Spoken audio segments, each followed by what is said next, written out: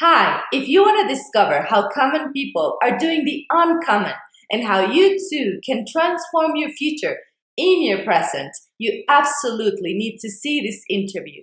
Dr. Joe Dispenza is a New York Times best-selling author of 4 books, including his latest, Becoming Supernatural. He is a scientist, researcher, and teacher who has educated thousands of people around the world with a deep passion for exploring how people can use findings from neuroscience and quantum physics not only to heal illness, but also to enjoy a more fulfilled and happy life. Dr. Joe is convinced that each one of us has the potential for greatness and unlimited abilities. It's an honor and my joy to have here with us today Dr. Joe Dispenza. Hi, Dr. Joe, how are you? Welcome. Thank you, Ellie. I'm very happy to be with you. We're so happy you're here with us today, and we're so looking forward from everything that we're gonna learn from you today. So let's go and start. Oh, and I'm just gonna say that we're gonna focus this interview in your latest book, Becoming Supernatural, and we're gonna start off with asking you, why did you write this book? Well, I wrote the book, Ali, because common people around the world are doing the uncommon. They're healing themselves of very serious health conditions. They're creating new jobs, new careers, new opportunities, new relationships in their lives. They're healing from childhood emotional traumas and scars. And they're having mystical and transcendental experiences that transcend language to the point that they could never go back to being the same person again. And the beauty behind it is that they look just like you and I, that they're just a common person. And in the last 5 years, I've done extensive measurements on quantifying subjective changes in people's minds and in their hearts and in their bodies. And being able to quantify those subjective experiences objectively has proven to me that it's absolutely possible. And if you give people the proper information, and science is the contemporary language of mysticism. Science is what demystifies the mystical. Exactly. And you can combine some latest research in quantum physics and neuroscience and epigenetics and psychoneuroimmunology. All of those sciences point the finger at possibility. But once people understand the what and the why, the how starts to get easier. So imagine when we set out on this journey with my research team, I never had any idea that we would be recording some of the measurements that we've recorded, whether it's been changes in gene expression, whether it's been changes in the immune system, whether it's changes in the energy of the room, whether it's significant and profound changes in coherence in the brain and amounts of energy in the brain that have really rocked the scientific community. And you don't have to be a Buddhist monk, and you don't have to be a nun or a priest or a rabbi or a scholar. That's exactly what I say, yeah. That's beautiful because anybody can do it.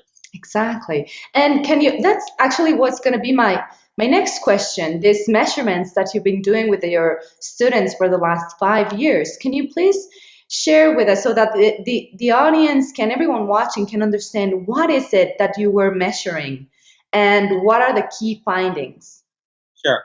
Well, we've done probably over 8,000 brain scans, over 19 advanced workshops in the last 5 years.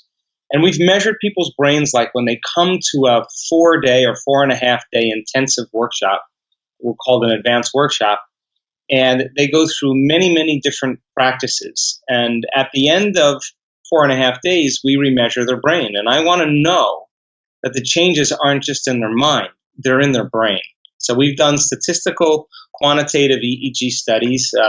We've measured brains in real time, like if you're in the midst of some type of discipline or some type of practice, it's important for us to see how your brain's doing in that process. And it's allowed us to gather more information based on the inner workings of a person's mind to be able to teach transformation a little bit better.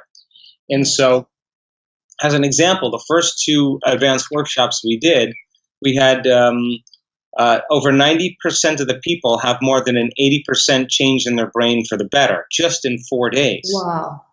We've measured levels of energy in the brain that have never been recorded in the history of neuroscience, and the arousal that's created from that inner event is not coming from a typical way the brain gets aroused, like from a stressor in your environment, like a predator or a car accident or trauma. That kind of arousal is survival, but when it comes from inside the body and up into the brain, it tends to be correlated with levels of ecstasy, levels of bliss, and levels of love and joy that really are transcendental for most people. And when you have an inner event that feels that way, you're going to pay attention to whatever's going on in your mind. And that's how we begin to reorganize circuitry and we begin to change the body. So the levels of coherence in the brain are absolutely outstanding. People are so connected and their brains are functioning at such a higher degree that there goes the anxiety, there goes the depression, there goes the cyclic mood problems, there goes the pain. They get a biological upgrade. And we've measured heart coherence. You know, it turns out when you feel frustration and impatience and resentment, your heart beats very incoherently. And when you feel gratitude, love, and joy and inspiration, your heart begins to beat more regularly, and it sends a very strong signal to the brain, and it acts as an amplifier for the brain to have more energy. So we've measured that. We've measured genetic changes. And yeah, that's actually what I want to ask you, because you also, I mean, it's just amazing how much changes you have in your life. And one of them that you also studied, you had this year, you were studying gene regulation, right? And one of these changes in our genes expression. So could you please just continue on that line to share with us? Sure. I mean, most people think that genes create disease and that they're going to be, you know, they're doomed to their genes, and it's actually not the truth. I mean, your body's a protein producing machine, and proteins are responsible for the structure and the function of your body. And in order for the body to make a protein, a gene has to be regulated. So skin cells make skin proteins, muscle cells make muscle proteins, stomach cells make stomach proteins called enzymes, muscle cells make muscle proteins called actin and myosin. Your immune system makes immune proteins like antibodies and immunoglobulins, and they're all responsible for the structure and function of your body. And so in order for a gene, the cell to make a protein, a gene has to be activated. So genes are like Christmas tree lights. They're turning on and off all the time. But if people are living by routine, living by the same emotional states, reacting to the same conditions in their environment, not learning anything new, not creating new experiences, not making any different choices, their genes stay the same because there's no information coming from their environment that can signal the gene to make a new protein. So we said, okay, let's measure 7,500 different gene expressions. Wow. And let's see if we can get 35 randomly selected people to retreat from their life for just 4.5 days and begin to think differently, begin to make new choices, begin to do different things, have new experiences, and feel differently if we're able to change any gene expression. And we've also witnessed tumors and cancers diminish in our workshops. So in order for that to happen, it's not magic.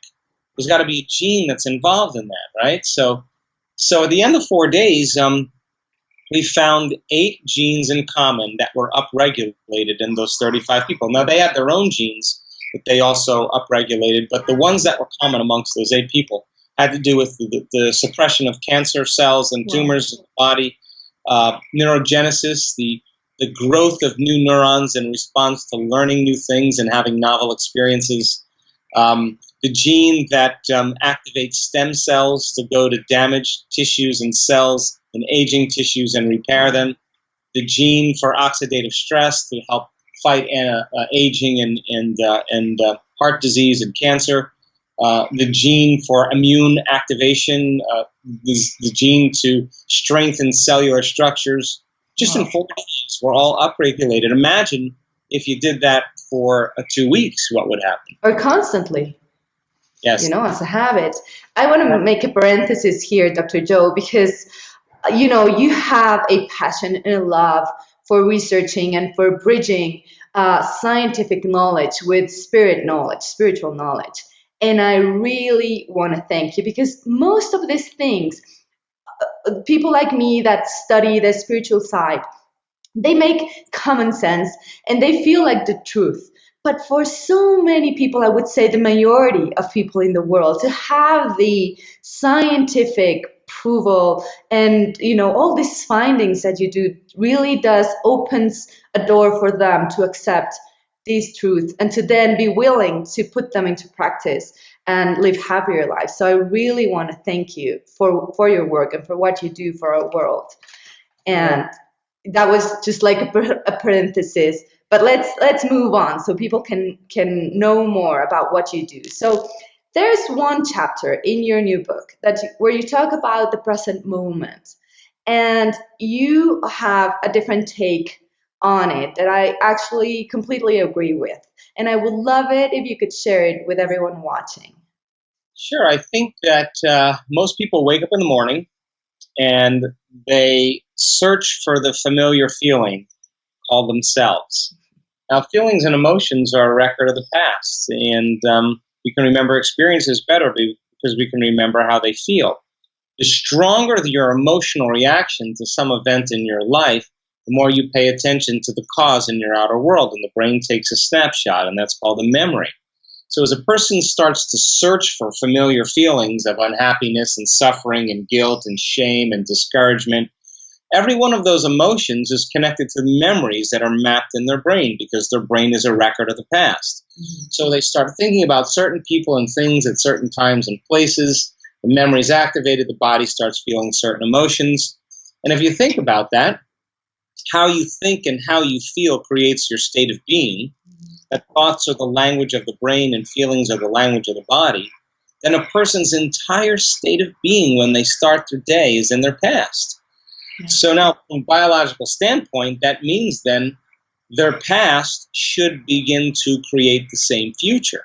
So then if they wake up in the morning and they get out of bed on the same side and they go to the bathroom and brush their teeth and then use the toilet and then make themselves a cup of coffee and then go to the shower and then get dressed and eat breakfast and drive to work. And they've done this, I don't know, let's say 10 years. Mm-hmm. It makes sense that if a habit is a redundant set of automatic and unconscious thoughts, behaviors, and emotions that's acquired through repetition, it means now their body's on autopilot. And it's dragging them into a predictable future based on what they've done in their past. And now they've lost their free will to the program.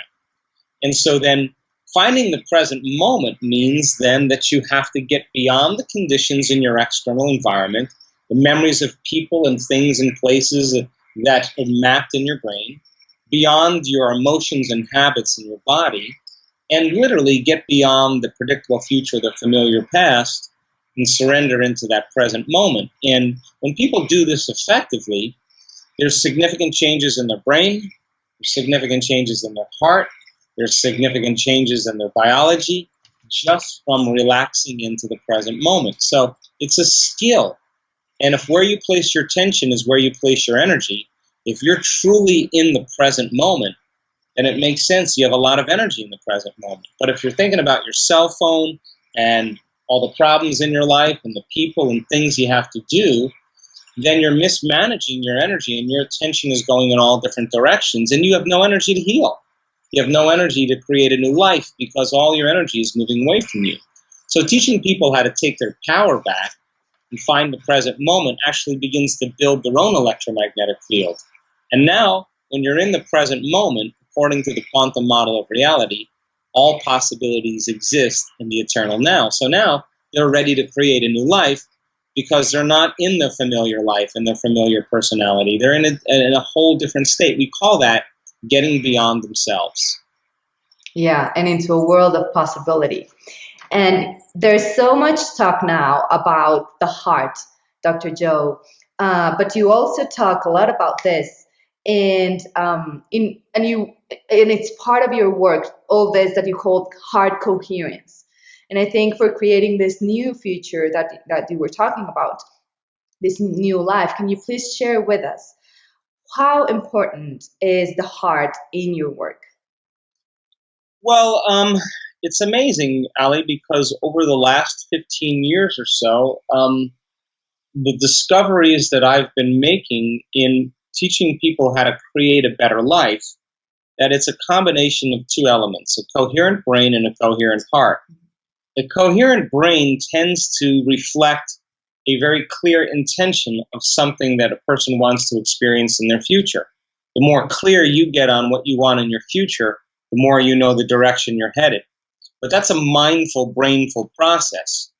So then, when you combine that clear intention with an elevated emotion, and you start to feel joy, you start to feel gratitude, you start to feel appreciation, you start to feel inspired, enthusiastic, that elevated emotion tends to activate your heart. And if you're going to believe in a future that you're imagining with all of your heart, then it better be open and activated. And it turns out that you can teach people how to begin to create that level of heart coherence. So when a person begins to feel more heart-centered, they start to feel like their future has already happened. And if you're feeling like your future has already happened, you're less likely to live in lack and desperation and fear and anger and frustration and resentment, or trying to control or force an outcome in your life because you feel like it's already happened. So teaching people how to regulate those internal states independent of the conditions in their external environment becomes a habit. So once it becomes a habit, you would say, God, I'm never going to react to Mexico City traffic. If I'm feeling this feeling, I'm just going to keep trusting and I'm going to keep going. I'm not going to get angry at the news because I don't want to lose this feeling. I don't want to hold a grudge against a family member or a coworker because I'd rather feel this way. So people start to trust their heart more. But when they're living in survival states of anger and frustration and aggression and fear and anxiety and guilt and shame and suffering, those emotional states shut the heart down. So you don't want to open your heart when you're living in survival, and living in survival is living in stress. So I want our students to be able to make it a skill, and I want them to be able to know when they're there and when they're not. And if you combine that clear intention with an elevated emotion, it begins to change a person's energy. And when you change your energy, you change your life. Exactly. And the opposite's also true, is that if you don't change your energy, you'll never change. And I know that just from witnessing it enough. Exactly. And that's very much in line to what I teach. I always talk about what makes you live a high vibe. That's why I call it a high vibe life versus a low vibe. And then it has to do a lot with what you're saying, Dr. Joe. So yeah, it is very interesting and very powerful. I want to now move on to also in your book, you talk about the difference between time space and space time. And I know it can be a little bit complicated for some, but if you could briefly share with us, what do you mean by that? Well, think about this. We live in a three-dimensional reality, right? And in a three-dimensional reality, everything has height and depth and width. And you experience that three-dimensional reality with your senses. And your senses actually plug you into the external environment. If you couldn't see, you couldn't hear, you couldn't smell, you couldn't taste, you couldn't feel, you couldn't experience your outer world. There's just no connection to it. So in order for us to engage in three-dimensional reality, we need our senses. And this is the realm of space-time, because space-time is defined by everything material. It's matter, it's particles, it's bodies, it's people, it's things, it's places, it's objects, it's time. And we experience time because we experience separation. There's me here and there's you there.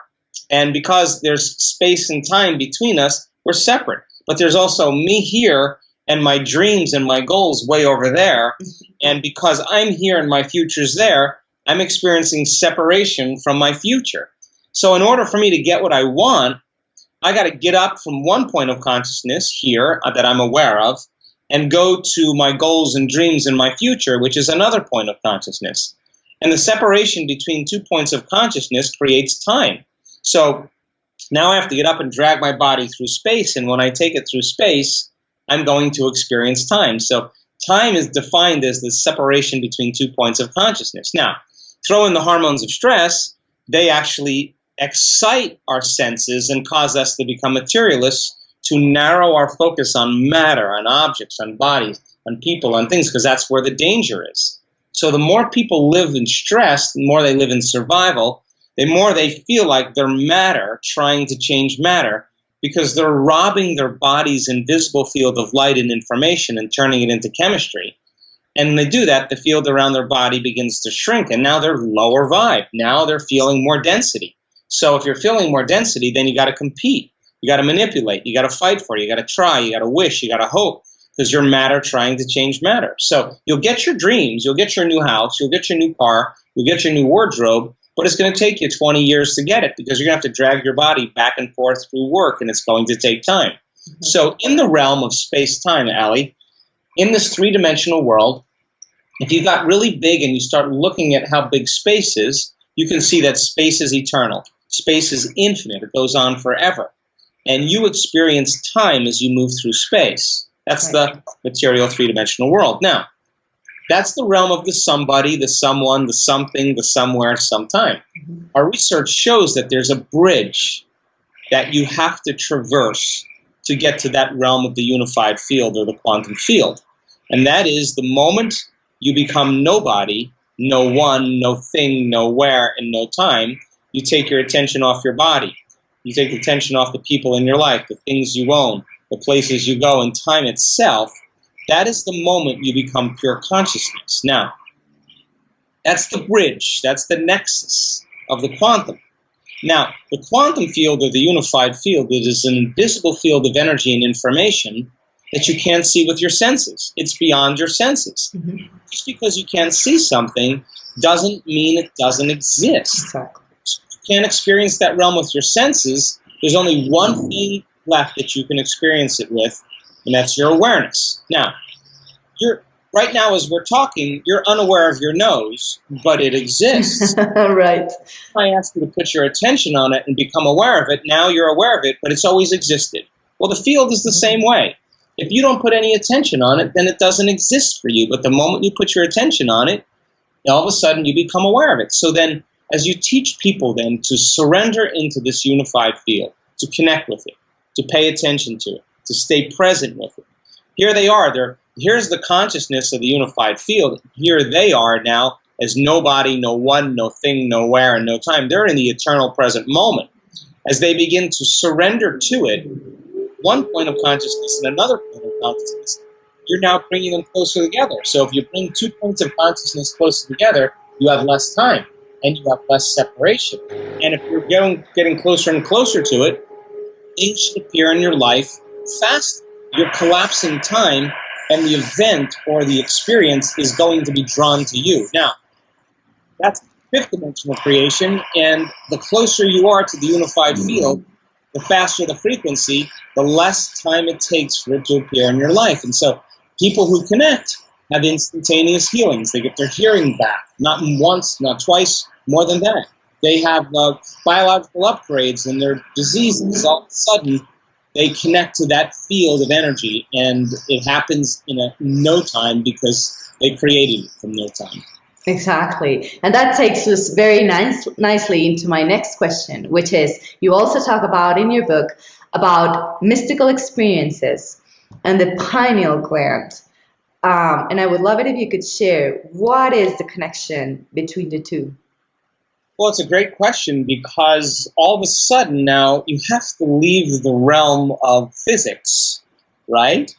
Because in that realm of the quantum, you have an infinite amount of time. Time is eternal. In this three-dimensional reality, space is eternal, but in the quantum, time is eternal. So imagine one long now, infinite amount of time. How much can you get done? If you had all the time in the world, you can get everything done. Mm-hmm. So there's infinite possibilities. Well, that's the quantum. So now, if there's infinite possibilities, then there's unknown possibilities that you and I haven't thought about.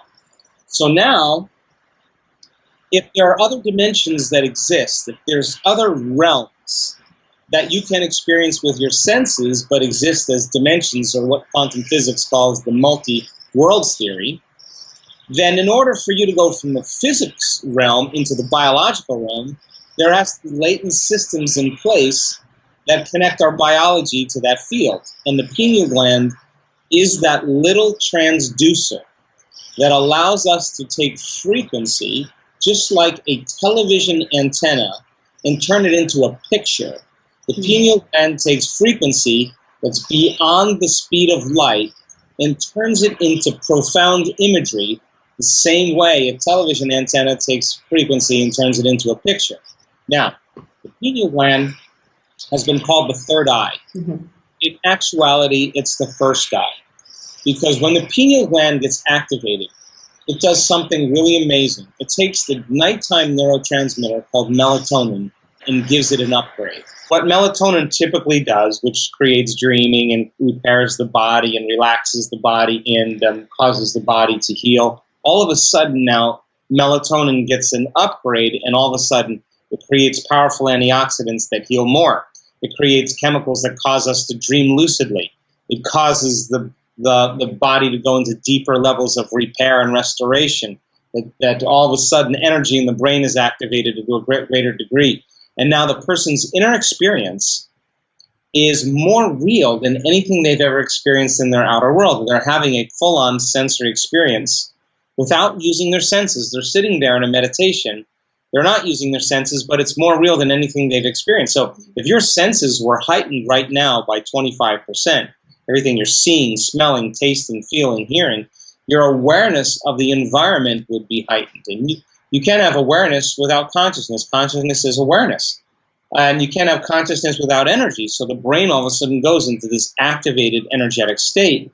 And in a matter of seconds, whatever's going on in the person's inner world begins to reorganize and rewire their brain, and then sends a new emotional signature to their body, and they are changed forever. They're creating a long-term memory, and that long-term memory now becomes a change in their circuitry and their gene expression, and their spectrum of reality will broaden because now their brain is wired to perceive what has always existed, but they didn't have the circuits in place to see. That is just amazing. Thank you so much for sharing that, Dr. Joe. And actually, when you change yourself, you also change the world, right? The consciousness of the planet. And you have this project Coherence where you do group meditations. Can you please share with us, why did you started this, and how is it that they can change the consciousness of the planet?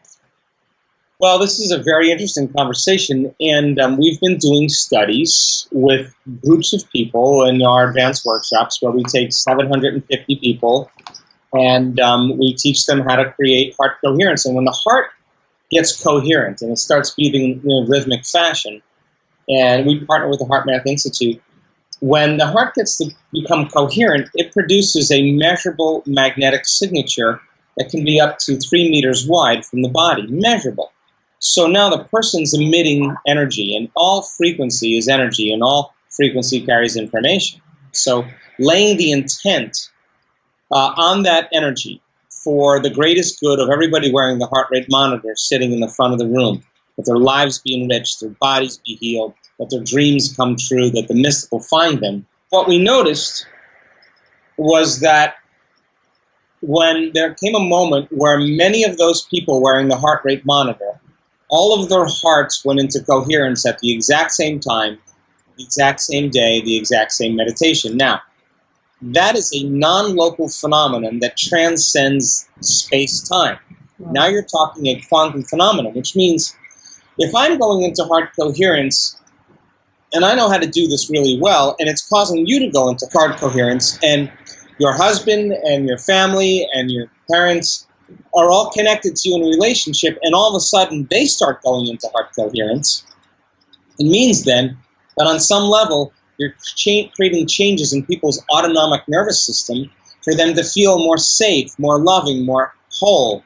And we thought, God, if we've seen such dramatic results in our workshops, is it possible then that we could begin to change the world by doing group meditation? So we've done 4 Project Coherence meditations, peace gathering projects. The last one we did had over 42,000 people participate in that particular global meditation. And I want to keep doing them because I do think that on some measure and in some way, we can begin to produce profound changes. For sure, definitely.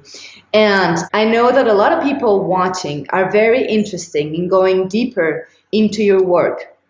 And for that, I can absolutely recommend your week-long advanced workshops. But can you please share with everyone watching, what are these workshops?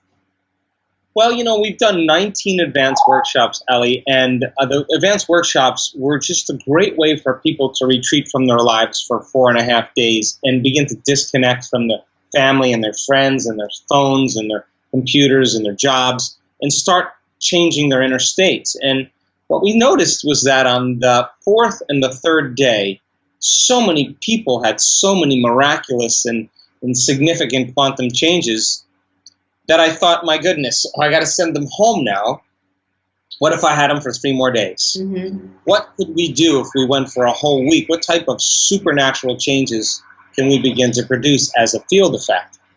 So I just stopped teaching all the progressive workshops, which are the courses that we typically teach on the weekends that are a Friday night, all day Saturday and Sunday, and now we're making that an online course so that people don't have to travel to Mexico City or to Austin, Texas, or to London or Berlin or wherever, that they can get the material from the comfort of their own home. Perfect. The 4-day advanced workshops where we've done all the measurements because we have a lot of data. And I just want to focus on a week-long event and take people further than where they've ever gone before and give people a real opportunity to immerse themselves in the material and in the content and set it up so that they have an experience they'll never forget for the rest of their lives. So I'm just changing the structure because I believe this is a time in history where it's not enough to know. This is a time in history to know how. And I think when you teach people the what and the why, the how gets easier, and you get a group of people together that have that same ambition and that same passion, you move mountains, and that's what I'm about. Yeah, that's perfect, and that's amazing for everyone that can go, and everyone that want to learn more about you, your work, your events. They can visit your website, drjoedispenza.com. And also for people in Mexico that are watching, they can get your books in Spanish at edicionesuranomexico.com.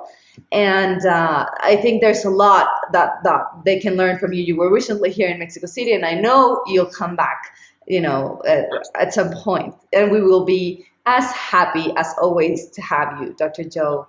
And I really, really, really want to thank you for your work, for everything you do, and your passion for research, because you do help make our world a better one.